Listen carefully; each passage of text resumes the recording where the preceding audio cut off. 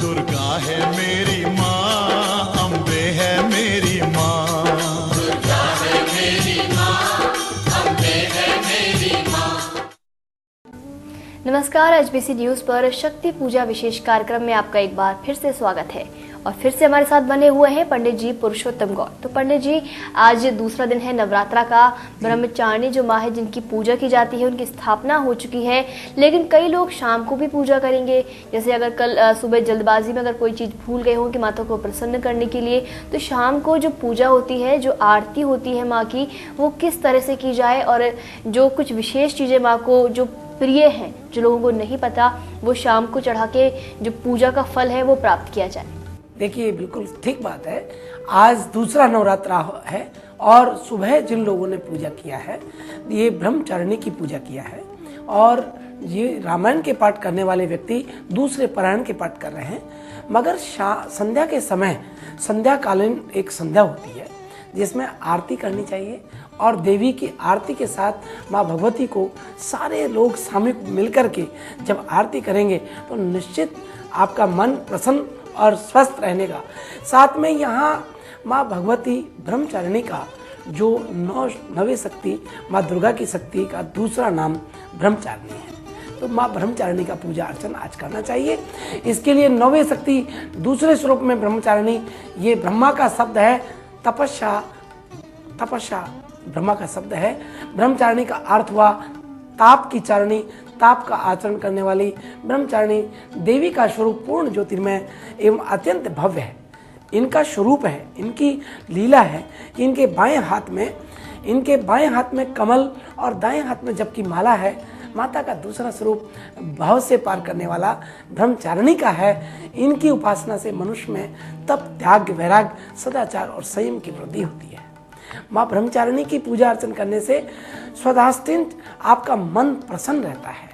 लेकिन आप बात करें पूनम जी कि पूजा अर्चन में किस प्रकार से और कौन किसकी आराधना करे, ज्योतिष विज्ञान ये भी बोलता है कि कौन किसकी आराधना करे, किसकी आराधना कौन इष्ट है, किसकी पूजा करने से क्या लाभ मिलेगा, ये बड़ा विचारणीय, चिंतनीय एक बात है।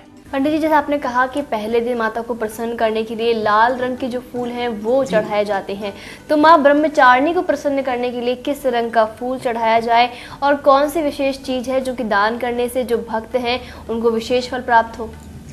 देखिए, माँ ब्रह्मचारिणी के लिए यहाँ अनार का फल जो है माँ भगवती को चढ़ाएं, क्योंकि फल के लिए कहा है जा फल निर्जा अपला अपुष्पा याश पुष्पणि बृहस्पति प्रस्तास्तानो मुंचन त्वगंगासा।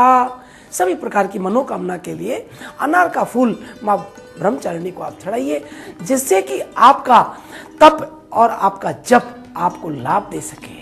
बात करते हैं कि आपकी मनोकामना को पूर्ण करने के लिए कौन सा दान करना चाहिए, तो आज के दिन पीला वस्त्र या पीला बनाया हुआ भोजन या पीले लड्डू ये आपको दान करना चाहिए। ये ब्रह्मचारिणी का दूसरे दिन में पूजा अर्चन करने से लाभ होता है।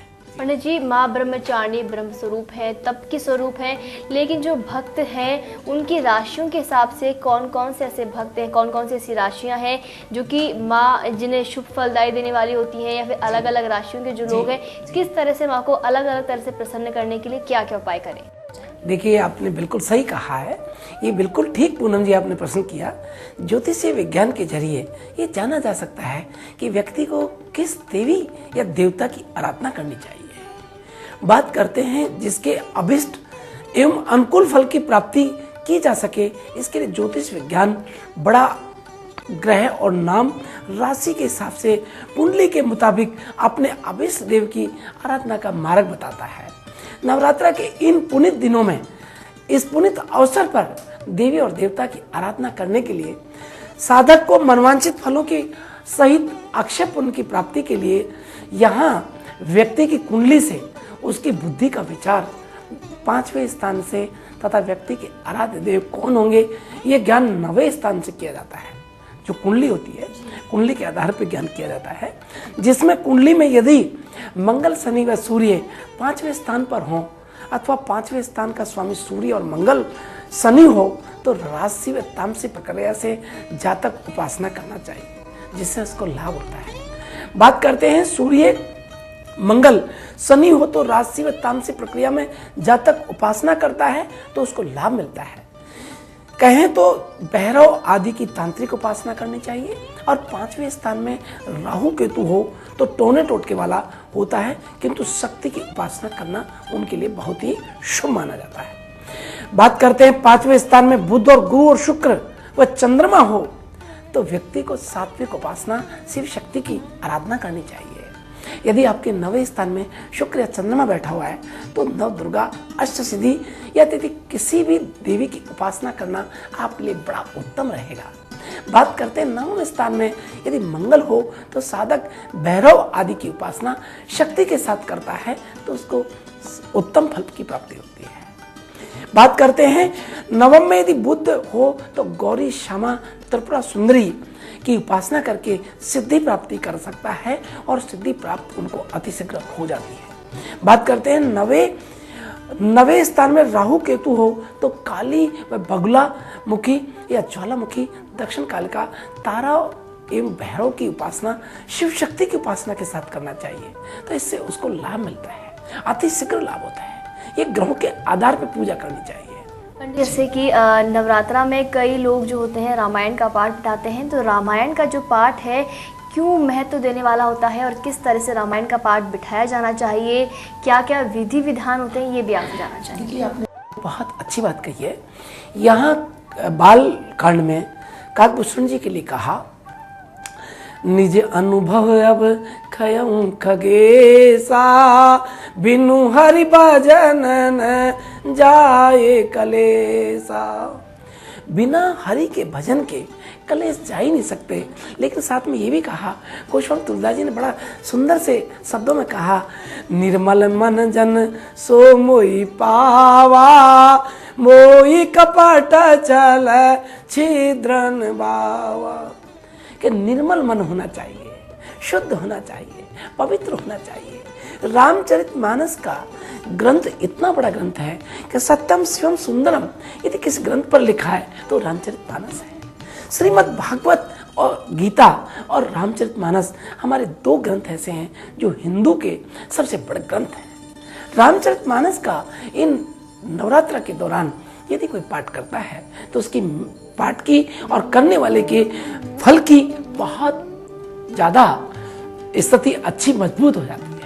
इसलिए रामचरितमानस के पाठ विधि विधान के साथ करें। लेकिन साथ में एक और बात हम निवेदन करना चाहेंगे, हमारे सभी दर्शकों को बताना चाहेंगे कि रामचरितमानस का यदि पाठ आप कर रहे हैं तो आपको श्री रामचंद्र कृपालु भजमन हरण भयदारुण ये पाठ संध्या के समय आरती के दौरान आज आप अवश्य करें और प्रतिदिन करें, जिसमें आपको दोहे के साथ में संपुट लगाना है।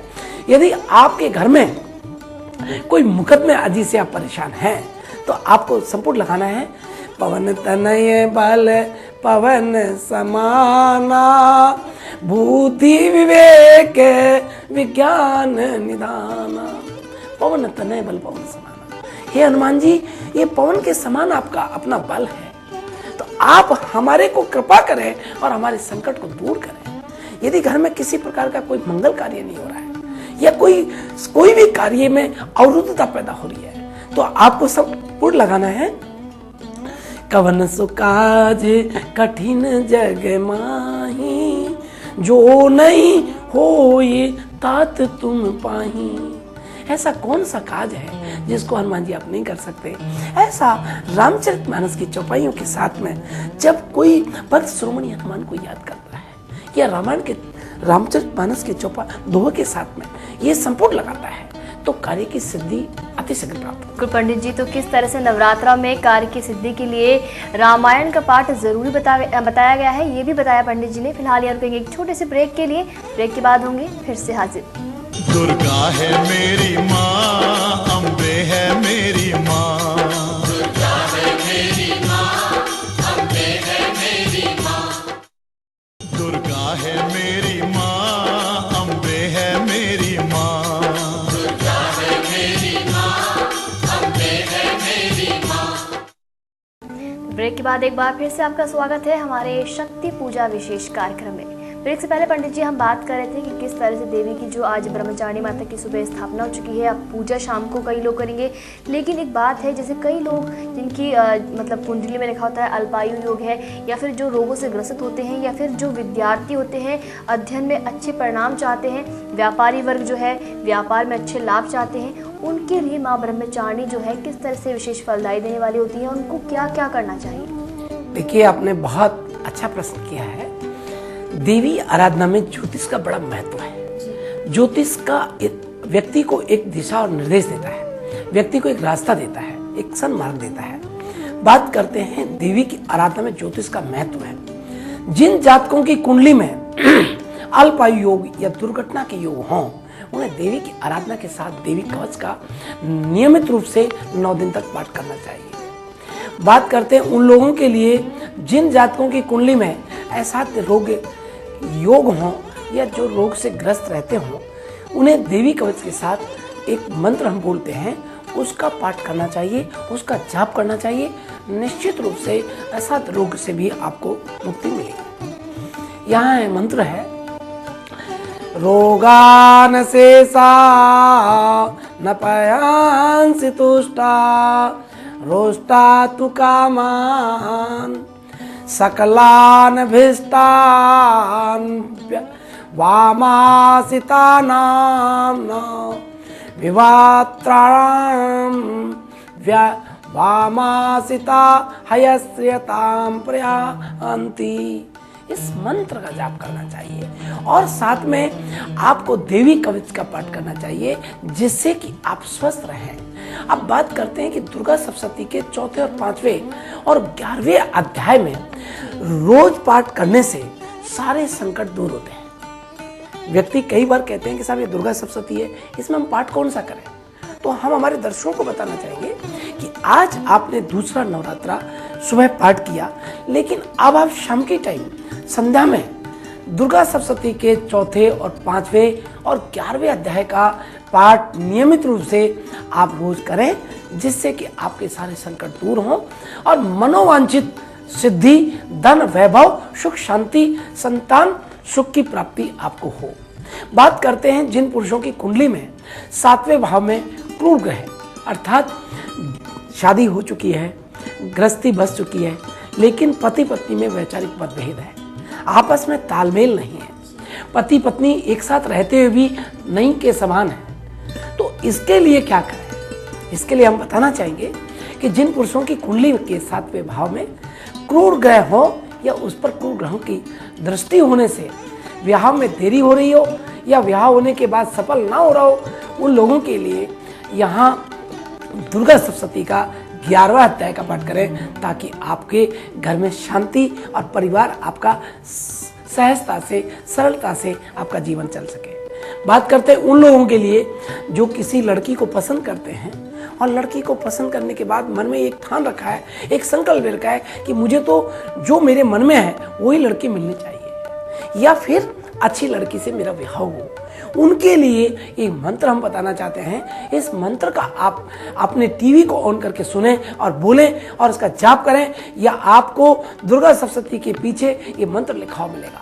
मंत्र है, पत्नी मनोरमां देहि मनोवृत्तारु तानुसारिणीं तारिणीं दुर्ग संसार सागरस्य कुलोद्भवम भाम। ऐसा कि कुल की अच्छी लड़की आपको प्राप्त हो, ऐसा ये मंत्र मनोव्रतानुसारिणी, आपके मन को भाने वाली, आपकी मन को प्रसन्न करने वाली कुल की, अच्छे कुल की लड़की आपको प्राप्त हो, इसके लिए मंत्र आपको लिए बताया है। बात करते हैं उन लोगों के लिए जिनकी कुंडली के 10वें भाव में स्थित ग्रहों या भाव अन्य ग्रहों की दृष्टि से यदि काम में रुकावट आपको दे रहे हैं और सफलता नहीं दे रहे हैं, उनके लिए देखिए हम आपको दर्शकों यहाँ ज्योतिष के साथ में पूजा पाठ करने का इसलिए बता रहे हैं कि ये मंत्र आप जब करेंगे तो आपके कुंडली के ग्रहों के आधार पर आपको सफलता प्रदान करेंगे। क्योंकि मेरा पूनम जी ज्योतिष फलादेश का भी कार्य है, इसलिए मैं भी मंत्र उन्हीं को बताता हूँ जिनके ग्रह जिस प्रकार से होते हैं उनके उसके अनुरूप ही पूजा पाठ बताई जाती है, तभी उनको अनुकूल फल प्राप्त होते हैं। तो यहाँ ये मंत्र बड़ा साधारण सा मंत्र है जो आप बोल सकते हैं। सर्वमंगल मांगल्ये शिवे सर्वार्थ साधिके शरणे त्र्यंबके गौरी